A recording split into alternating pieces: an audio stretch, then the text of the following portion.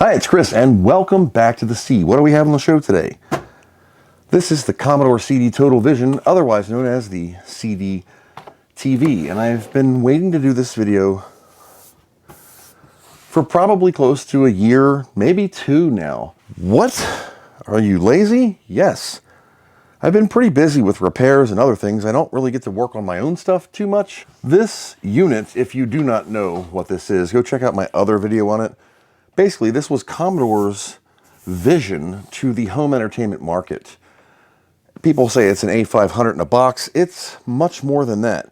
Now, mine has been upgraded drastically from the original RGB/RF unit to Solarmon's SCSI and RGB to HDMI, which I'll get into shortly. Now, for a long time, I have had the front ribbon panel cables because the ones that come with this, as I'll show in a bit, are A, hard as a rock, and B, they use these alligator clips to pinch the cables and you depress them to release and they never want to grab again, so I have to wiggle and push to get my clock to display properly. Once it's on and it's totally fine. To use the CDTV, the discs run in a caddy. Like the original CD-ROMs, you would put your disc in here, this goes into the cartridge, and you push it in and it accesses it. To eject, of course, you just simply press the button. Now, 18,276 years ago, so Mr. Özkan in Turkey sent me this Commodore CDTV Bluetooth controller. And I apologize that it's been so long. And I opened this, and then I taped it back up. No big letter opener today, apologies. I just put a piece of tape on it so the door would slap shut. Inside is a Bluetooth module with a micro SD and a joystick controller. Now, because I have the RGB to HDMI, I didn't know if I was going to be able to use this.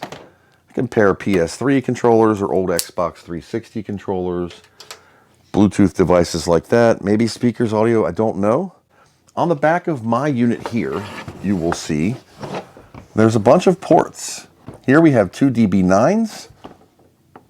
We have a flip switch. We have HDMI. Over here is the SCSI module that plugs into the unit.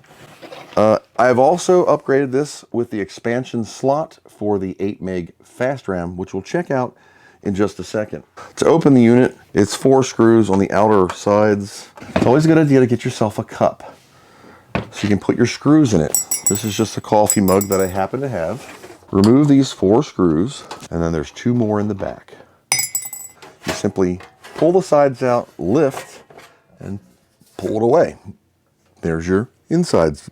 This motherboard, you're thinking, oh my goodness, look at that.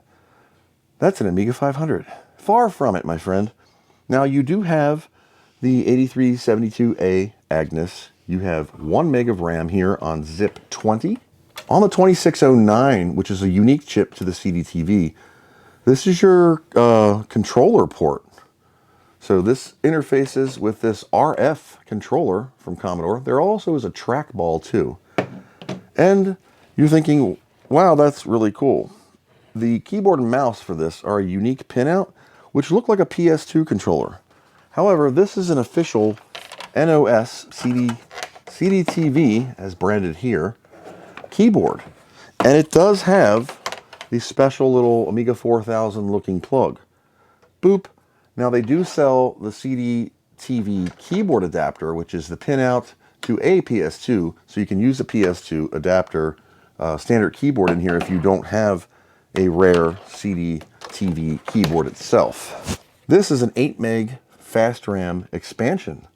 It goes into the expansion slot, which was never utilized officially from Commodore. There is a regular Amiga kickstart in here. I have upgraded mine to 3.1. It's a standard Amiga 500, 600, 2000 CDTV ROM. Standard 68,000, we have CDTV extended ROMs, which allow for the CD audio.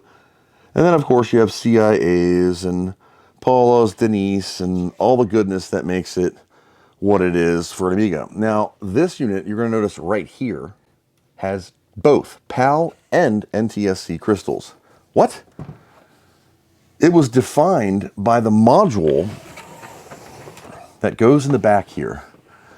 NTSC televisions had a RCA video out yellow and also an S video, while the PAL units had a RF modulation and some goofy TV plug that you guys have over in the metric zone. That's how it was determined whether it would run at 50 or 60 hertz. With the RGB to HDMI, of course, it's a Raspberry Pi module, and you just tell it, I am this. This unit has never been recapped because everything was fine when I took it apart a couple years ago to do all of this. These ribbon cables are extensions for the RGB to HDMI that go off a jumper to this chip, which is also where this Bluetooth module would fit in.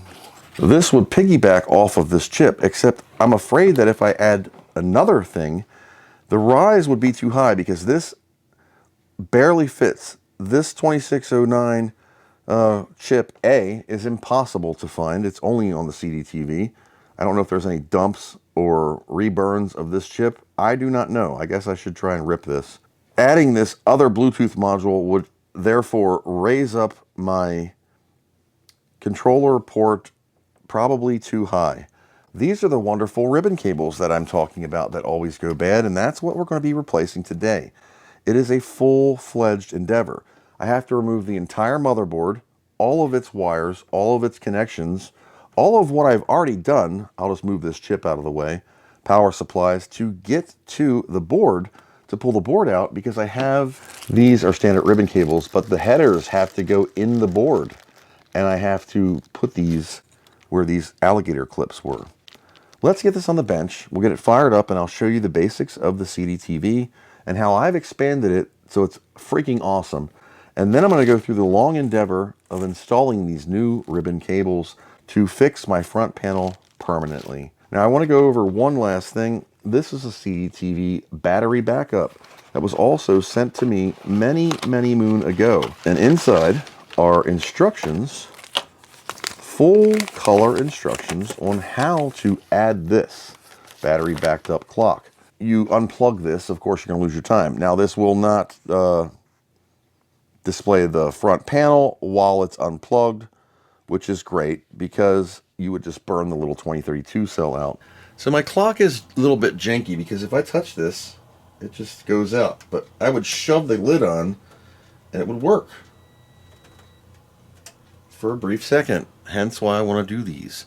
And a lot of the stuff you got to do with a remote. Let's fire it up and see if it still works. I have it plugged in both RGB and HDMI. So image copied.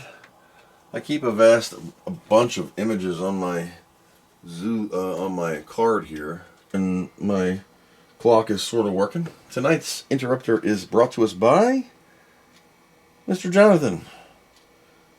I'm sure they never imagined it could have all these extras fitted to it. And that's the right move for any Amiga. You're right, all these expansions were never thought of by Commodore. Kickstart 2, and there you go. CDTV with a mouse. That's not moving for some reason. So that's Workbench. If I was to put a CD in here, like this one, I can pop this in. With the CDTV ROMs enabled, you can see the CD-ROM pops up. Now, since my mouse decided to take a dump, I'm going to use the old Amiga way, which is the keyboard. And then you can open it up and you'd access the CD-ROM and be able to view the files on the CD. And you'd have an Amiga with the CD-ROM built in because of these extra ROMs right here. Let's turn this off. Now if I simply flip the switch off, remove the SCSI, turn it back on, when the disc spins, you'll just get the CDTV logo and you'll be on your way. You're like, that video looks like ass, Chris. You forgot you got an RGB to HDMI. Well, check this out. HDMI. There it goes. I saw an access light. Prepare yourself for the ultimate home computer. Oh, the 600. The Amiga 1 megabyte A600. Oh! With the wild, the weird, and the wicked software pack of 4 fantastic titles to get you started. Holy crap! Go over the edge with pushover. the Amiga 600 HD with built-in hard drive. I had to press on my ribbon cables, which is why this don't work. And then you get this little RF controller that, if I can hold this just right, I will be able to move. So I have some control issues here. Can I use the keyboard? Yes, I can. A600 and 600 HD. This is all running off the CDTV's CD-ROM. That's your multimedia experience of the CDTV's CD drive. Now, I can go get the Christmas music from Slayer and put that in there, and you'll get this audio. If I eject this, well, if I can get it, come on. She's old. There we go. It's one of you guys right there. That guy's like, what the hell are you talking about? Did you poop your pants? Oh my god, this music is like porn level. Welcome to Insight Technology, the first Listen title to that. in the Insight series produced exclusively by Optonica Limited. Optonica Limited. It's no Roku, okay? But maybe it's its great-great-grandpappy. Now I have to take this entire pickle apart. Take some photos of your stuff, so you know where crap plugs back in. Photos are free, so take many. The CD-ROM cable, it looks like it's IDE, but it is not.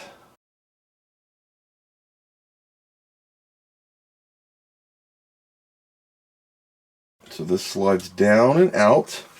There's the inside of our tray. A little crust and dust from 30 years ago. I have to separate this metal, which is a screw here, these three screws, and then I can pull the plate off, to which I have to desolder all of these pins. That's the front face of the CDTV. Luckily, I do not need to remove all of these. They will slide out. I do need to, however, take the screws out of my SCSI board, which I can totally remove and show you how it looks. The black M series screws are for the back. Solder mounts RGB to HDMI. This will pull out, and there's your SCSI. You have an internal 50, but I use the external 25. There is some room behind this mess under the CD-ROM where you could stash a Zulu or something like that. And I'm going to pull this out. This ribbon cable is like super touchy and very complicated to get out. I don't want to break it because of the way it has to sit in here. I don't need to totally remove this board. I can just sit it like this. Because of the socket right here, that's why I want to not remove it. Alright, there we go. Let's check for cables. We have all of our cables free. And this is what I'm talking about with your unit. Next to the power supply underneath the CD-ROM, you have some room for something here. There is a little controller board for the MIDI. You have MIDI on here. You can see the original fast RAM cartridge right here where it would click in. I'm using, not using that, I'm using the 8 meg slot. I don't need this cable, but I'm keeping it in here because she's all OG. I could tuck it underneath. There's the date on the CD-ROM, January 1991. So these are the ports for the cards. Are you stupid or something? But as I suspected, I will have to take out the tray. I never said I was a smart man. Okay, with that out, we can now lift the board up in its entirety and pull it out of the case. You can see the original metal. I have touched it. You're not the only dude to put your fingers in there. So this sits up like it's on crack, but we're going to flip it over entirely. I need to remove these 3 sets of pins because these alligator clippy things that you press down and they never return up are what we're working on. CDTV boards are pretty complex. Pretty complex. It has the Amiga 500-ish circuitry, but you have Sanyo CD controllers, you have extended ROMs, DMAC02 in there also. You don't get that on an Amiga 500. Here's the weird expansion bus connector right here. Doesn't it look like an ultra-wide SCSI? Like an LVD or something? I mean, it's not angled, but I mean, that's just amazing that that's there. 3 sets of cables that are flexible and click kind. They click lock, which is great. Which is important because I need to make sure that I put these in the correct way. But I don't want to have a twist or any goofy crap. So what we're going to do is I'm going to take this part out next. We'll scoot this up. CD flap door with a little tiny return spring. Might throw some household oil on that. Got a red mark on something. That's the IR receiver. Yes, it is. So let's get this out. That must be some kind of weight distribution thing. It's got a cable cut out on it. You can see here the cable cut out. A little bit of lithium grease up there too for some reason. This slides out. This is just to prevent the plastic from bending if you stuck something on it. Look how they did the cable plastic guide there. You can see the buttons here. They will fall out if you press on them too hard. They're just plastic line depression pegs. Now's a good time to wipe the dust off of the inside of your LCD screen there and your IR. For better hallway vision. What better way to honor the German culture that built this than das Hofbrau. Alright, these are soldered in. You can see here the PCB display Rev A. Yeah, 16 volt 47 light alcohol wipe here just to knock the dust off. Single-sided board, I just gotta be careful. So there's one, and they are permanently bam, bam, they are hard. Let me get the others out and we'll blip back. Alright, so I'm marking my connector with a red dot on what I'm going to use as pin 1. On this side there's a 1 to 10, that way 1 goes in here, and it corresponds to the 1 to 10 on the other side. Okay. Not bad, fat guy. Check this out. There you go. There's 1. Connector 1 is in where it says 1. So when I do the motherboard, it has the same markings right here. 1, 10, 1, 10, 1, 10. I'm going to go ahead and pop these 2 caps out, 1647s, while we're in here and get to go. 3 connectors. I've also marked the reds on pin 1, so when I stick them in, they do match on the left from the motherboard. So with those done, we're going to move these to the side before reassembly. I have to put these in last and not forget that plastic washer. Now I'm not going to bore you with this. I'm going to remove by hand each of these and we'll take a look at its pins. Those analog bad boys are out. These are a pain in the butt. You're supposed to press them down to release them and they stick up when they're like grippy, but they're a V-shaped V-clamp. It's like a V. And the wires get all messed up and they look all doofy and you never get them back in. You can try and get them straight and then you try and plug it in and you mess one up and then it's just all bleh. So yeah, these are just junk and they're going right in the bin. 2 hours later. Okay, so we got the ribbon cables in. Yippee dippy yippee yay. Does it freaking work? I don't know. Whoops. HDMI, turn it on. Hopefully the display will stay long enough to have the hard drive running. I don't know what dip switches I'm in. Alright, so that's HDMI mode. I'm going to flip the switch to Amiga 500 mode. That was dangerous. Amiga 500 mode. Should be able to press reset. Kevin's having a snowflake conniption about Star Trek Lower Decks. That's great. Oh my god, I'm muting my phone, guys. And then I'm going to set my clock. And then I got to get into the battery backed up system. And that's going to be interesting. Where am I going to put it? I really wish I could do the Bluetooth controller, but I can't do it with this mod. IR is 10 times what it should have been. Awesome. Let's go right to track 10. Get that to... Holy crap, it sounds great. This one comes out. Now, I can do escape. I can set my clock. You press button A, and you get to this screen where you can set your clock. The clock is set. It's clean. 2025. Alright, my date's set. There we go. 2048. And yeah, he only does the old Mexican time. So cool. Now when I turn this off, my clock works. Hi, it's Amiga Test Kit. It's 10:51 p.m. and I forgot one simple thing about the CDTV. My mouse didn't work because I forgot I gotta press the Joy mouse button on the damn thing. I was thinking my CIAs were screwed up or something was bad. I'm like, oh my gosh, I forgot totally about that. That's your brain trying to comprehend its own stupidity.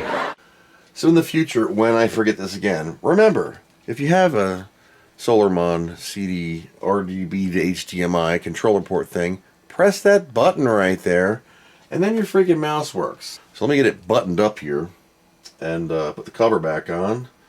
And now I have my things. I'll set my time and we'll be good. Master system. Looks great.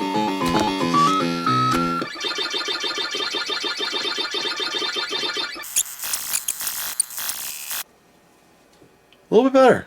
Alright. On that note, let's let the CD boot. Press the magic CDTV button. Prepare yourself for the ultimate home computer. I know it's the same thing. Well, the IR is working like 400% better. So this disc sucks. Give me my disc back now, please. Alright. Switching things to the Slayer Christmas album. Starts spinning right away. Track 4 is good. And all the remotes are working, so stop. I can rewind, play, pause, fast forward, back it up. Continuous play, random play, selection play, 10-second introduction, repeat, or MIDI. But I don't have a MIDI function. Yeah, I always forget about the stupid joystick mouse button. When you're done, press the power, and off she goes. So there is a fully functional, repaired Commodore CDTV, CD Total Vision. We tested the Slayer Christmas album, my Sega Master System joypad, played some Pac-Man, booted a hard drive, played a Commodore introduction disc and some other stuff. The new wires are on, and if I remember where the heck I got them from all those years ago, I will list them in the description below. So thank you everyone who has donated a part for this. The battery dude and the Bluetooth module, which I will have to buy a whole nother CDTV to add those to. The battery clock thing I think I'm going to do on this one another time. So that's all I got for Commodore CDTV. Thanks for watching, and until next time, I hope you learned something. Yo, it's Big Snoop D.O. Double Gears. When people ask me, do I really know Dr. Chris? To which I say, hells yeah, I know him. So how about tossing cents into the Patreon? It's only $1 a month. Keep on saving them amigas.